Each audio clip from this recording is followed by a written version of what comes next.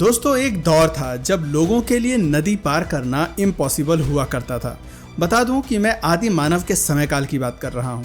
हालांकि समय के साथ जब लोगों का बौद्धिक विकास हुआ तब उन्होंने लकड़ी के लट्ठों को आपस में जोड़कर बेड़े बनाए और उसकी मदद से नदी पार करने लगे।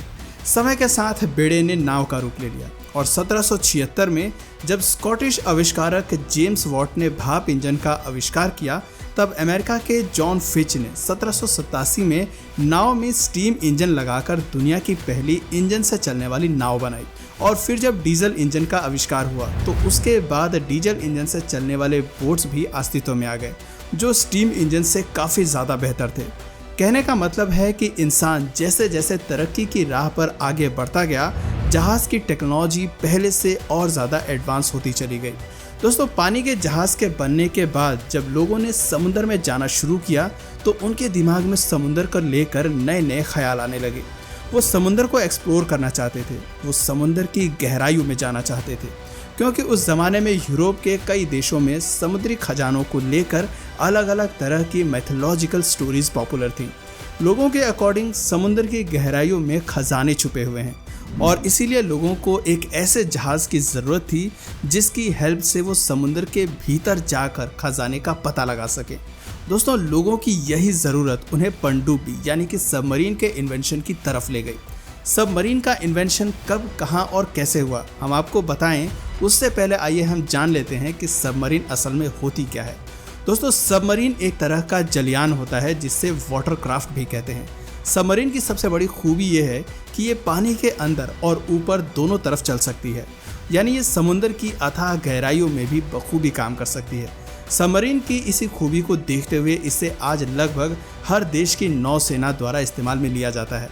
सागर और महासागरों में हर वक्त सेना की सबमरीन मौजूद रहती है जो छिपकर दूसरे मुल्क की रणनीति का जायजा लेती रहती है और ज़रूरत पड़ने पर यह दुश्मन का काम तमाम करने का भी जज्बा रखती है। दोस्तों, सबमरीन के इन्वेंशन की अगर बात करें तो इसके इन्वेंशन से पहले ही ब्रिटिश मैथमेटिशियन विलियम बॉर्न ने सबमरीन जैसे एक बंद जहाज़ के बारे में अपनी किताब में डिस्क्राइब किया था। विलियम की इस किताब का नाम इन्वेंशन ऑफ डिवाइसेस था जो 1578 में पब्लिश्ड हुई थी। अपनी किताब में जिस बंद जहाज़ को विलियम ने डिस्क्राइब किया था वो आसानी से पानी के नीचे जा सकती थी और ज़रूरत पड़ने पर ये पानी के ऊपर भी तैर सकती थी। दोस्तों, विलियम ने अपनी किताब में सबमरीन जैसे एक बंद जहाज़ के बारे में कई तरह की इन्फॉर्मेशन दी थी जिसके बेस पर रियल लाइफ में सबमरीन को बनाया जा सकता था, मगर उस समय किसी भी साइंटिस्ट ने सबमरीन को बनाने में इंटरेस्ट नहीं दिखाया, जिस वजह से विलियम बॉर्न ने भी सबमरीन के वर्किंग मॉडल पर काम नहीं किया। पर आगे चलकर जब लोगों को सबमरीन की ज़रूरत महसूस होने लगी तब एक डच साइंटिस्ट जिनका नाम कॉर्नेलियस ड्रेविल था, उन्होंने विलियम बॉर्न की किताब से इन्फॉर्मेशन लेकर साल 1620 में वर्ल्ड की फर्स्ट फंक्शनल प्रोटोटाइप सबमरीन का इन्वेंशन किया। दोस्तों, कॉर्नेलियस ड्रेविल की सबमरीन पूरी तरह से लकड़ी की बनी हुई थी। पानी से बचाव के लिए इस पर ग्रीस्ड लेदर की लेयर चढ़ाकर इसे सील कर दिया गया था। इवन इस सबमरीन को चलाने के लिए इसके अगल बगल 4 चप्पू भी लगाए गए थे। ये सबमरीन 3 मीटर तक डाइव कर सकती थी। सबमरीन सही से डाइव करे इसके लिए इस पर भेड़ की खालें और बैग्स को लगाया गया था और जब सबमरीन को पानी के अंदर ले जाना होता था तब इन बैग्स में पानी को भर दिया जाता था जिससे सबमरीन खुद ब खुद पानी के अंदर चली जाती थी और जब इसे पानी से ऊपर लाना होता था तब बैग्स में से पानी को निचोड़ दिया जाता था। दोस्तों, समय के साथ सबमरीन में कई तरह के सुधार किए गए ताकि इसे और भी बेहतर बनाया जा सके और फिर कुछ सालों के बाद तकरीबन 1775 में दुनिया की पहली सैनिक सबमरीन टर्टल बनाई गई। जी हाँ, टर्टल नाम इसका भले ही थोड़ा फनी है लेकिन इसका काम अब तक के बनाए गए सभी सबमरीन में सबसे ज़बरदस्त था। ये सबमरीन पानी के भीतर रहकर दुश्मन की रणनीतियों का पता लगाना बखूबी जानती थी। दोस्तों, ये कहना गलत नहीं होगा कि दुनिया की पहली सैनिक सबमरीन हर तरह के सैनिक कार्य करने में कैपेबल थी और इसीलिए इसके बनने के 1 साल बाद ही इसे अमेरिकन रिवॉल्यूशन में प्रयोग में लाया गया। वैसे आपकी नॉलेज के लिए बता दूं कि इस सबमरीन में एनर्जी का कोई सोर्स नहीं था, इसके अंदर सारे काम इंसानों द्वारा ही किए जाते थे। वैसे तो ये सबमरीन 10 फीट लंबी, 6 फीट ऊंची और 3 फीट चौड़ी थी। इसमें बड़े बड़े टैंक लगे हुए थे जिसकी हेल्प से इस सबमरीन को पानी के अंदर बाहर लाया जाता था। दोस्तों, टर्टल की सबसे बड़ी खूबी ये थी कि ये लगभग आधे घंटे तक आराम से पानी के अंदर रह सकती थी। हालांकि अभी भी इसमें सुधार की काफ़ी ज़रूरत थी और इसीलिए लगातार इसमें सुधार होता रहा, जिसके बाद इस सबमरीन में एक खास तरह की टेक्नोलॉजी को लगाया गया जिसकी हेल्प से पानी के अंदर रहते हुए भी पानी के बाहर देखा जा सकता था। दोस्तों, सबमरीन की खूबियों को देखते हुए लेट 19th सेंचुरी तक सबमरीन की ज़रूरत लगभग हर देश को महसूस होने लगी, जिसके बाद कई देश सबमरीन के निर्माण पर काम करने लगे। इसी बीच अमेरिका के एक वैज्ञानिक जॉन हॉलैंड ने काफ़ी दिनों की मेहनत के बाद एक मैकेनिकल सबमरीन का डिज़ाइन तैयार किया और इसे 1875 में अमेरिकी नौसेना के सामने रखा। लेकिन कुछ विशेष कमियों को देखते हुए अमेरिकी सेना द्वारा जॉन हॉलैंड के इस डिज़ाइन को रिजेक्ट कर दिया गया। लेकिन जॉन हॉलैंड ने हार नहीं मानी, उन्होंने अपना काम जारी रखा और 17 मई 1898 को हॉलैंड ने पानी की सतह पर दुनिया की पहली गैसोलीन से चलने वाली सबमरीन और गहरे समुद्र में बिजली से चलने वाले मोटर वाली सबमरीन को लॉन्च कर दिया। उन्होंने अपनी इस सबमरीन का नाम ऑल इन वन रखा, जो देखा जाए तो इसके काम को देखते हुए बिल्कुल परफेक्ट था।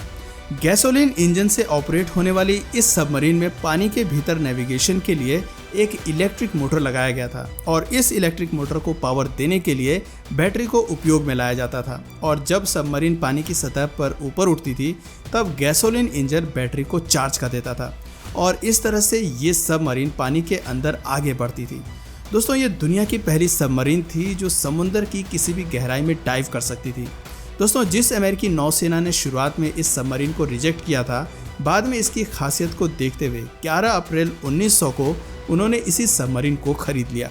इसके बाद साल 1904 में पहली बार डीजल से चलने वाली सबमरीन्स बनाई गई, जो गैसोलीन इंजन से ऑपरेट होने वाली सबमरीन से बेहतर थी। इवन आज भी कई देशों में इन सबमरीन्स को इस्तेमाल में लाया जाता है। दोस्तों, असल मायने में देखा जाए तो ये हमारी आज की आधुनिक सबमरीन नहीं थी। समय के साथ सबमरीन्स में कई सुधार किए गए, तब जाकर हमें आज की आधुनिक सबमरीन मिली है। जहां शुरुआत में गैसोलीन और फिर डीजल से चलने वाली सबमरीन्स का इस्तेमाल किया गया, वहीं 1950 में जाकर न्यूक्लियर पावर से चलने वाली सबमरीन्स अस्तित्व में आई और इसने डीजल से चलने वाली सबमरीन्स की जगह ले ली। पहली न्यूक्लियर सबमरीन अमेरिका ने 1954 में बनाई थी, जिसका नाम नॉटिलस था, जो 4 महीने तक पानी के अंदर रहने की क्षमता रखती थी। खैर, जब दुनिया भर में सबमरीन का निर्माण हो रहा था तो भला सोवियत रूस कैसे पीछे रह सकता था। उसने भी 1958 में अपनी पहली न्यूक्लियर सबमरीन तैयार की। दोस्तों, न्यूक्लियर सबमरीन से पहले जितनी भी सबमरीन्स बनी थीं, उन सभी को पानी के अंदर चलाने के लिए बार बार सतह पर आना पड़ता था। लेकिन न्यूक्लियर सबमरीन के साथ ऐसी समस्या नहीं थी और यही इसकी बहुत बड़ी खासियत थी। दोस्तों, विकास के इन सभी चरणों को पार करते हुए आधुनिक सबमरीन आज काफ़ी ज़्यादा एडवांस हो चुकी हैं। ये क्रूज और बैलिस्टिक मिसाइलों से लैस हैं। ये महीनों तक पानी के भीतर आराम से रह सकती हैं और दूसरे मुल्क की गतिविधियों पर नज़र रख सकती हैं। दुश्मन की सबमरीन्स और युद्धपोतों को मार गिराने में भी ये सक्षम होती हैं। कई बार तो इनका उपयोग ज़मीन पर हमला करने के लिए भी किया जाता है। वैसे दोस्तों, अगर आज के समय में दुनिया की सबसे खतरनाक सबमरीन की बात करें तो ये न्यूक्लियर क्रूज मिसाइल सबमरीन है, जो रूस के पास मौजूद है। ये सबमरीन 508.9 फीट लंबी है। ये 120 दिनों तक पानी के अंदर रह सकती हैं। सतह पर इसकी स्पीड 28 किलोमीटर पर आवर और गहराई में 59 किलोमीटर पर आवर है। दोस्तों, ये सबमरीन मैक्सिमम 600 मीटर यानी कि 19,568 फीट की गहराई तक जा सकती हैं। और शायद आपको जानकर हैरानी होगी कि इस सबमरीन में एक साथ 107 नौसैनिक तैनात हो सकते हैं। ये सबमरीन 15 किलोटन न्यूक्लियर वॉरहेड के साथ हमला करने वाली मिसाइलों से लैस है। इसमें 200 किलोटन न्यूक्लियर वॉरहेड के हथियार लगाए जा सकते हैं, 40 एंटी सबमरीन टॉर्पेडो या फिर 32 बारूदी सुरंगें तैनात की जा सकती हैं। इसके अलावा इनमें 24 ग्रेनाइट क्रूज मिसाइलें भी तैनात हो सकती हैं। दोस्तों, इस सबमरीन के बारे में इतना सब कुछ जानने के बाद आप ये समझ गए होंगे कि ये सबमरीन पानी का किंग है, जो ज़रूरत पड़ने पर दुश्मन के चक्के छुड़ा सकते हैं। तो दोस्तों, आज के वीडियो में फ़िलहाल इतना ही। दोस्तों, भारत की सबसे पहली सबमरीन कौन सी है, नीचे कमेंट सेक्शन में ज़रूर बताइए। और अगर इस वीडियो से आपको कुछ नया जानने या सीखने को मिला या फिर इंटरेस्टिंग लगा तो प्लीज़ इस वीडियो को एक लाइक करके अपने फ्रेंड्स और फैमिली में से ज़रूर शेयर करें। और यदि आप इस चैनल पर नए हैं तो प्लीज़ इस चैनल को सब्सक्राइब करके बेल नोटिफिकेशन आइकन को ऑन कर लीजिए, ताकि हमारे आने वाले वीडियोज़ आप मिस ना करें। मिलते हैं फिर किसी वीडियो में नए टॉपिक के साथ, तब तक के लिए नमस्कार।